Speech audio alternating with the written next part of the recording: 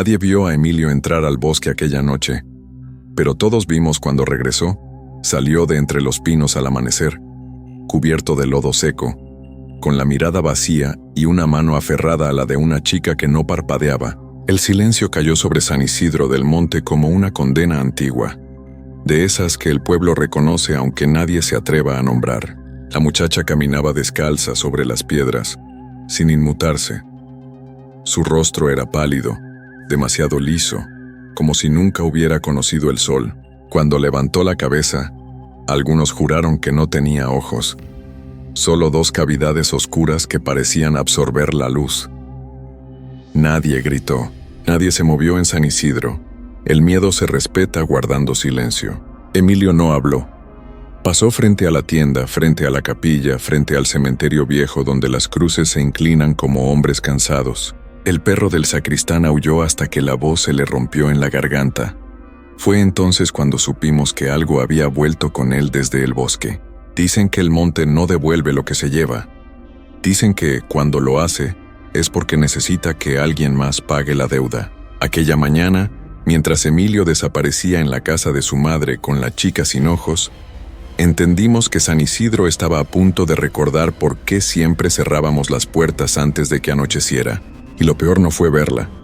Lo peor fue sentir que ella ya nos conocía a todos. San Isidro del Monte es uno de esos pueblos que no aparecen en los mapas grandes.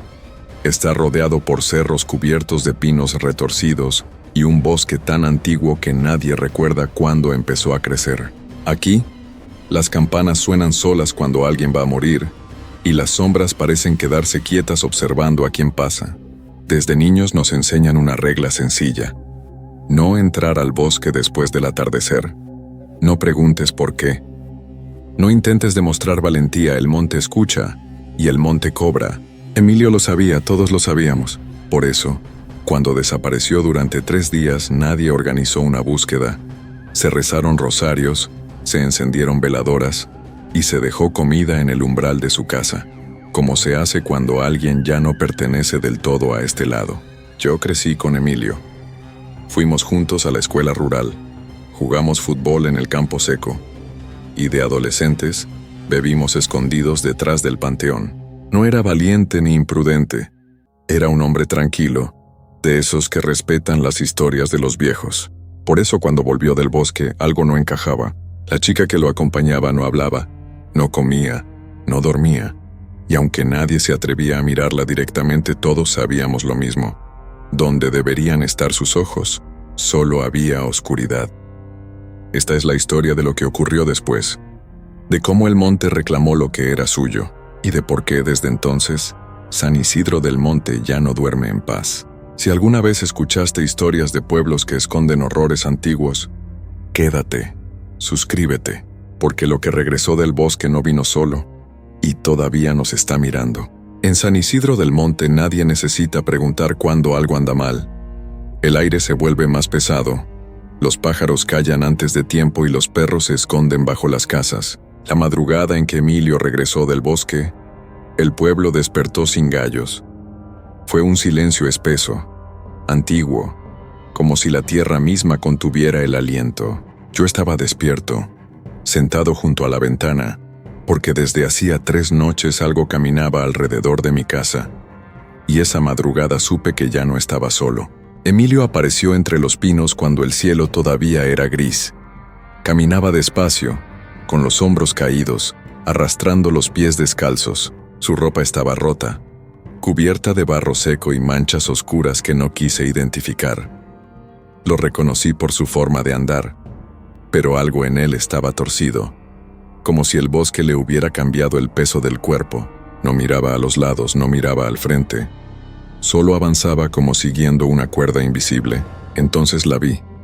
Venía tomada de su mano, medio paso detrás de él. Era baja, delgada, con el cabello largo pegado al rostro. Al principio pensé que llevaba la cabeza agachada, pero cuando levantó el mentón, sentí un frío que me atravesó el pecho. Donde debían estar sus ojos había solo oscuridad. No sangre, no heridas recientes. Solo 2 huecos negros, profundos, como entradas a un lugar donde la luz no se atreve a entrar. Las primeras puertas comenzaron a cerrarse. No de golpe, sino despacio, con respeto. En San Isidro no se huye de lo que regresa del monte, se le cede el paso. La mujer de la tienda se persignó y dejó caer el rosario. El sacristán que barría la entrada de la capilla retrocedió hasta chocar con la pared. Nadie dijo el nombre de Emilio. Nombrarlo en ese momento habría sido como llamarlo de vuelta. Y ya no estábamos seguros de que eso fuera posible. Emilio cruzó la plaza sin detenerse. Pasó frente al pozo viejo, ese que se tapó hace años porque el agua salía negra y con olor a hojas podridas. La chica giró la cabeza lentamente hacia el pozo, como si pudiera verlo, como si recordara algo.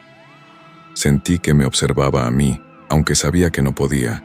Aún así, cerré los ojos. En el monte aprendimos que algunas miradas no necesitan ojos.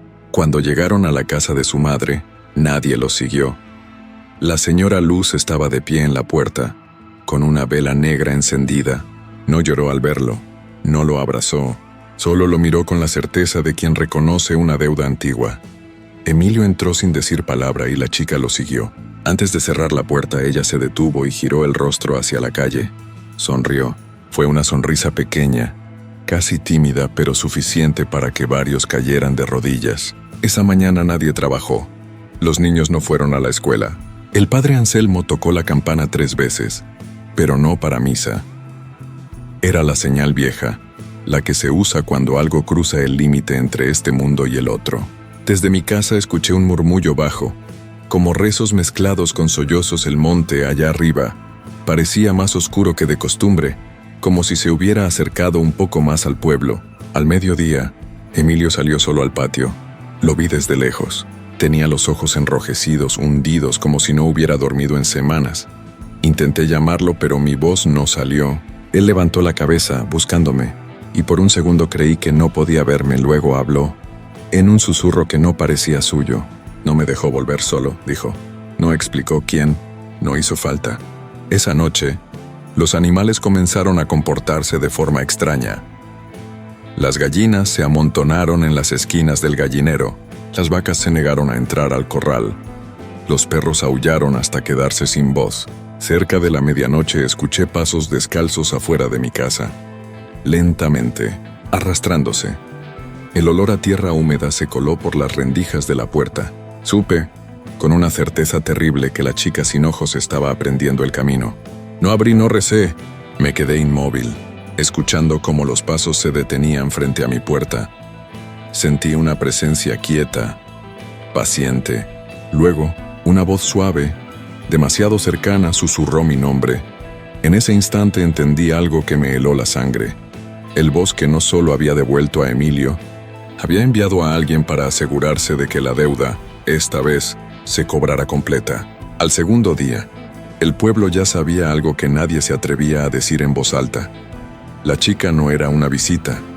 No comía, no dormía, y no parecía necesitar descanso. Cuando el sol estaba alto, permanecía dentro de la casa de la madre de Emilio, inmóvil, sentada frente a la pared, como si escuchara algo que venía desde muy lejos. Pero al caer la tarde, siempre salía. Era entonces cuando San Isidro del Monte empezaba a cerrar los ojos. La vi por primera vez a plena luz del día cuando fui a dejarle pan a Doña Luz. La puerta estaba entreabierta. La chica estaba sentada en una silla baja, con las manos apoyadas sobre las rodillas. Su rostro era inexpresivo, casi tranquilo. Me di cuenta de algo perturbador. Donde debían estar los ojos, la piel no estaba rota. Era lisa, perfecta, como si nunca hubiera habido nada allí. Sentí náuseas. No era una herida, era una ausencia antigua. Emilio estaba a su lado, pero ya no parecía acompañarla. Parecía vigilarla. No dejaba que nadie se acercara demasiado. Cuando alguien preguntaba quién era, él respondía siempre lo mismo con la voz cansada. La encontré en el monte. Nada más, como si eso lo explicara todo.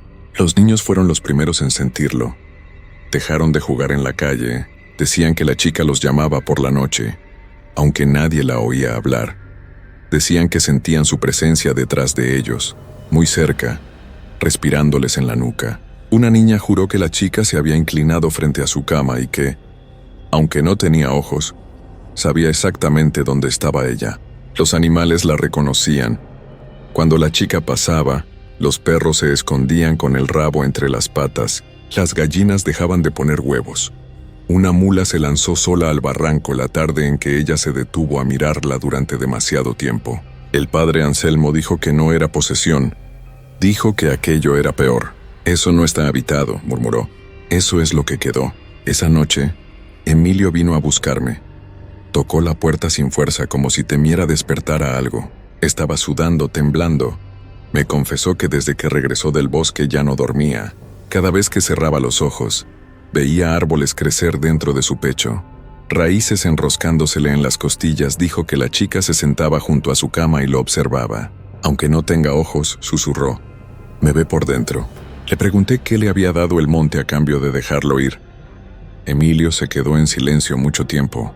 Luego respondió con voz rota. Nada. Yo fui el que aceptó. No quiso explicar más. Se levantó y se fue antes de que amaneciera, como si quedarse demasiado tiempo fuera peligroso. Al tercer atardecer, la chica se detuvo frente al cementerio. Nadie estaba allí, pero las cruces comenzaron a crujir, como si algo se moviera bajo la tierra. Ella inclinó la cabeza escuchando. Sentí un impulso irracional de huir, pero mis pies no respondían. Comprendí entonces que no estaba buscando un lugar. Estaba reconociéndolo. Los ancianos empezaron a recordar historias viejas, dichas en susurros. Hablaron de una ofrenda, de una niña llevada al monte cuando el hambre casi mata al pueblo. Dijeron que le quitaron los ojos para que no regresara.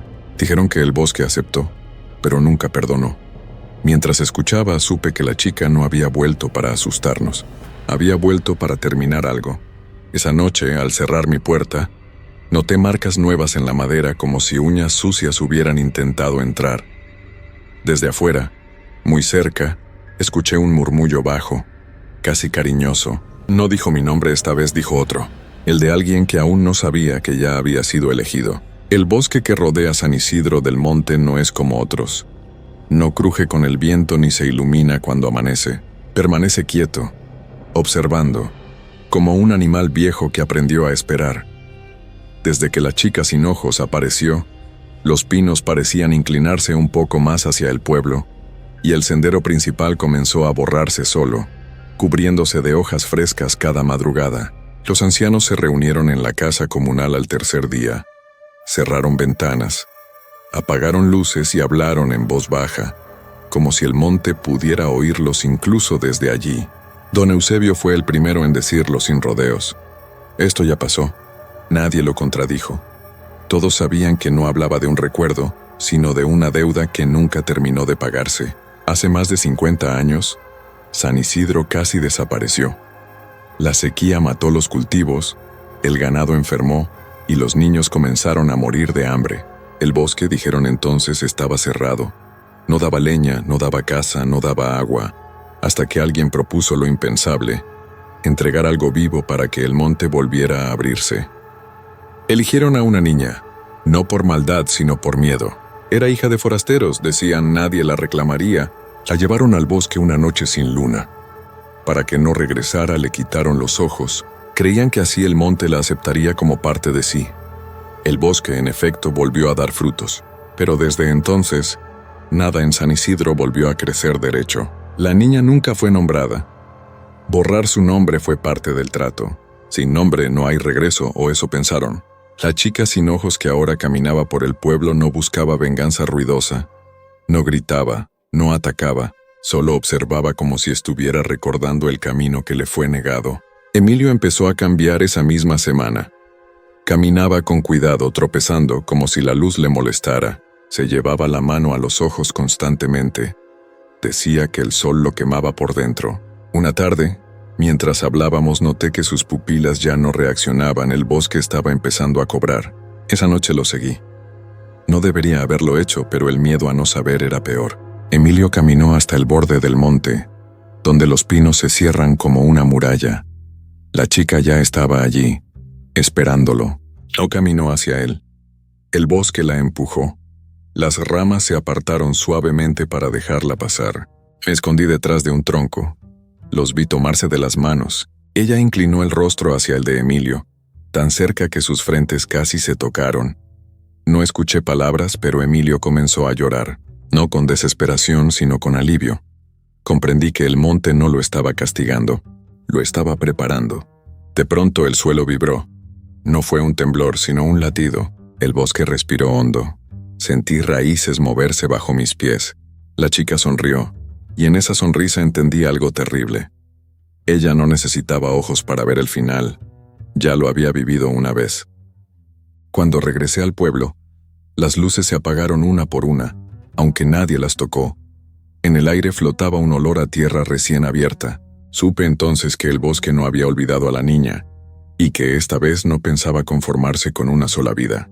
A partir de esa noche, Emilio comenzó a perderse dentro del pueblo. No físicamente, sino por dentro. Caminaba por las calles como si no las reconociera, chocando con paredes, tropezando con piedras que siempre habían estado allí. Decía que las casas se movían cuando no las miraba, que los caminos se cerraban solos. Yo sabía la verdad. El monte estaba reescribiendo su mundo. Sus ojos fueron lo primero en cambiar. Al principio se nublaron, como si una neblina espesa se hubiera instalado detrás de las pupilas. Luego empezó a ver sombras donde no había nada. Me confesó que cuando parpadeaba, veía raíces creciendo desde el suelo y enredándose en su rostro. Así fue con ella, dijo una noche. Así empezó todo. La chica sin ojos ya no se ocultaba. Caminaba por el pueblo incluso al mediodía, y la gente bajaba la cabeza al verla pasar. Donde se detenía el aire se volvía frío.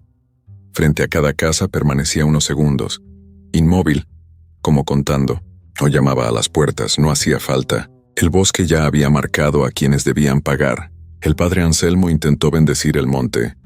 Subió con agua bendita y un rosario viejo. Regresó horas después, descalzo, con las manos llenas de tierra y la mirada vacía. No habló durante 2 días. Cuando por fin lo hizo, solo dijo: «No es maldad, es memoria». Después cerró la iglesia y no volvió a tocar las campanas. Esa misma semana comenzaron las desapariciones pequeñas. Gallinas, perros, luego una cabra. Nadie buscó. Sabíamos dónde habían ido. Cada pérdida era una señal de que el bosque estaba despertando algo más grande. Algo que había permanecido dormido demasiado tiempo bajo las raíces. Emilio ya casi no veía. Se guiaba por la voz de la chica, que empezó a hablarle en susurros que nadie más escuchaba. No eran órdenes ni amenazas. Eran recuerdos que no eran suyos. Una piedra fría, manos temblorosas, un dolor seco donde antes había luz. Cada palabra era un hilo que lo ataba un poco más. Una tarde, Emilio me pidió que lo acompañara al pozo viejo. Dijo que escuchaba algo desde el fondo, una voz que pedía salir. Cuando nos asomamos, el agua negra reflejó nuestros rostros, pero el suyo ya no estaba completo. La oscuridad le había mordido los ojos desde dentro. Grité, él no reaccionó. «Cuando termine», me dijo con calma, «ella podrá descansar». Fue entonces cuando entendí el verdadero trato. Emilio no estaba pagando solo por sí mismo. Estaba completando la ofrenda que el pueblo dejó inconclusa. El bosque no quería sangre nueva, quería cerrar el círculo. Esa noche, la chica se detuvo frente a la casa comunal. Apoyó la palma en la pared y la madera crujió como si envejeciera de golpe.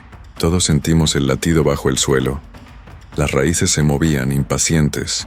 La deuda ya estaba despierta. Desde mi ventana vi cómo la chica alzaba el rostro hacia el monte. No tenía ojos, pero sonrió como alguien que reconoce el final de un camino largo. Supe con un miedo profundo que el bosque estaba a punto de reclamar lo que siempre había sido suyo, y que esta vez nadie podría cerrar la puerta a tiempo.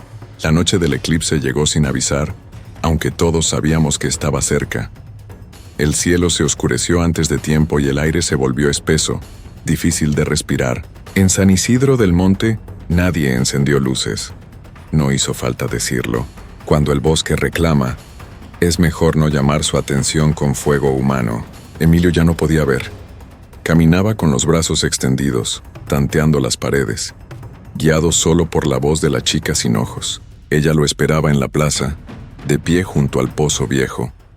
Su vestido estaba limpio, como si el monte lo hubiera lavado para la ocasión. Cuando Emilio llegó, ella tomó su mano con una delicadeza que me heló la sangre. El eclipse avanzaba lentamente. La sombra de la luna mordía el sol como si lo estuviera devorando. En ese instante, el suelo vibró. No fue un temblor, sino un llamado. Las raíces bajo la plaza comenzaron a moverse. Levantando la tierra en pequeñas grietas, el bosque estaba listo para recibir. La chica habló por primera vez en voz alta. No fue un grito ni un lamento, fue un susurro que se coló en nuestras cabezas, como un recuerdo ajeno. Dijo palabras antiguas, de cuando el pueblo aún no tenía nombre. Emilio cayó de rodillas llorando, pero no por miedo, lloraba porque entendía. «Es justo», murmuró, «yo veo por ella». Y entonces supe que el intercambio no era una muerte, era una sustitución. Emilio ofrecía su mirada para que la chica pudiera descansar, para que el bosque cerrara la herida que llevaba abierta desde hacía décadas. La chica acercó el rostro al de Emilio. Donde antes había solo oscuridad, algo comenzó a brillar débilmente, como brasas cubiertas de ceniza. No eran ojos humanos, eran fragmentos del monte, reflejos de raíces y hojas antiguas. Cuando ella los abrió, Emilio gritó no de dolor, sino de despedida. La sombra del eclipse cubrió todo por un instante. El sol desapareció, el bosque respiró profundamente. Las ramas crujieron, y un viento caliente recorrió el pueblo. Cuando la luz regresó, la chica ya no estaba junto a Emilio. En su lugar, había huellas que se dirigían al bosque descalzas. Firmes, Emilio yacía en el suelo con el rostro sereno. Donde antes estaban sus ojos, solo quedaba una oscuridad tranquila, sin sangre. El intercambio se había completado. Nadie se acercó, nadie lloró. Sabíamos que intervenir habría sido romper el trato. El monte no castiga a quien cumple, solo observa esperando la próxima deuda. Esa noche, mientras el bosque se cerraba sobre las huellas, sentí algo que no había sentido desde niño. Alivio. Pero también supe que ese alivio era prestado, porque el monte siempre cobra intereses. Y San Isidro del Monte acababa de recordarlo. El amanecer llegó sin pájaros. No cantaron, no volaron, no se movieron entre las ramas. San Isidro del Monte despertó envuelto en una quietud tan profunda que dolía en los oídos. La plaza estaba intacta, el pozo en silencio, como si nada hubiera ocurrido. Pero todos sabíamos que el bosque había cerrado algo y abierto otra cosa. Emilio fue enterrado ese mismo día, sin misa y sin campanas. El padre Anselmo se negó a pronunciar palabras sobre su tumba. Dijo que no correspondía despedir a quien había sido aceptado por el monte. La tierra cayó suave sobre el ataúd, como si alguien la acomodara desde abajo. Nadie se quedó hasta el final. Esa tarde los pinos se veían distintos, más rectos, más vivos. El sendero principal, que llevaba años borrándose, reapareció limpio, como recién abierto. Algunos lo tomaron como señal de paz. Yo no. El bosque no regala nada sin motivo. Si había devuelto equilibrio, era porque algo estaba listo para moverse de nuevo. Al caer la noche escuché pasos descalzos. No rápidos, no erráticos, firmes. Reconocí el ritmo de inmediato. No venían del pueblo hacia el monte, sino del monte hacia el pueblo. Me asomé apenas por la ventana, lo justo para que la oscuridad no me notara. La vi. La chica sin ojos caminaba por la calle principal. Ya no llevaba el vestido viejo. Su ropa parecía hecha de sombras y hojas. Cuando levantó el rostro tenía ojos no humanos. Eran profundos, oscuros como tierra mojada, y aún así podía vernos a todos. No se detuvo frente a las casas, no contó, no escuchó. Caminó directo hacia el bosque, atravesando el pueblo como alguien que solo viene a despedirse. Comprendí entonces que no había vuelto por venganza ni por deuda. Había vuelto para aprender el camino. Y ahora ya lo conocía. Antes de cruzar el límite del monte se detuvo. Giró la cabeza hacia mí, aunque yo estaba oculto. Sonrió con una tristeza antigua. En esa mirada entendí algo peor que el miedo. El bosque ya no necesitaba ofrendas humanas. Había creado algo propio. Las raíces se movieron bajo el suelo. El aire se llenó de un murmullo bajo, como un canto lejano. El monte se cerró tras ella, y el sendero volvió a desaparecer cubierto de hojas frescas. San Isidro del Monte quedó otra vez rodeado, protegido o atrapado. Desde esa noche, cuando alguien se pierde en el bosque, no siempre muere. A veces regresa, callado, distinto, con una mirada que no parece suya. Los ancianos dicen que el monte ahora tiene ojos nuevos para vigilar sus límites. Y si alguna vez caminas cerca de San Isidro del Monte y escuchas pasos descalzos siguiéndote entre los árboles, no corras.